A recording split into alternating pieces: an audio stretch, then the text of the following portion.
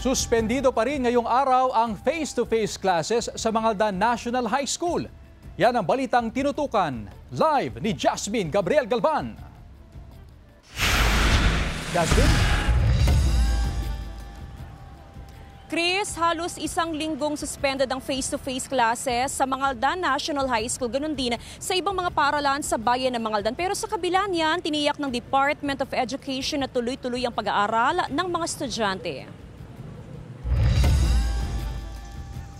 Suspendido pa rin ang face-to-face classes sa Mangaldan National High School ngayong araw. Tiniyak ng pamunuan ng paaralan na tuloy-tuloy ang pag-aaral ng mga learner dahil may modules na ibinibigay sa mga estudyante. Regular ding minomonitor ng mga guro ang kanilang mga estudyante.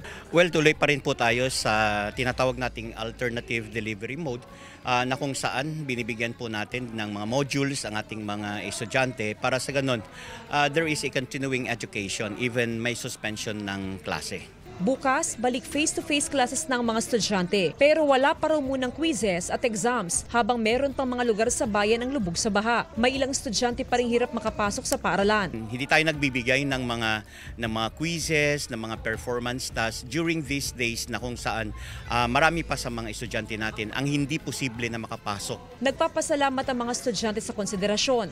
Mas mabuti po na wag muna po mag-quiz or mag-exams ganyan po marami din po kasi maapektuhan po na bata. Yung iba po, di pa po sila ready or ano po, inisip po nila yung sa module po, di po sila nakapag-review, ganun po. Samantala, sa kabila ng ilang araw na naipo na walang face-to-face classes, ay hindi pa raw magpapatupad ng Saturday class ang paaralan dahil hindi pa naman umaabot o lumalampas sa non-negotiable minimum days ang kabuuang bilang ng face-to-face classes suspension.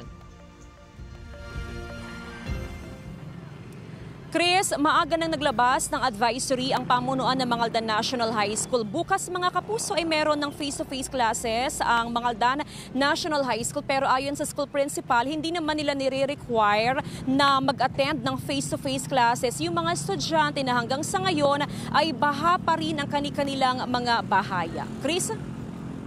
Maraming salamat, Jasmine Gabriel Galvan.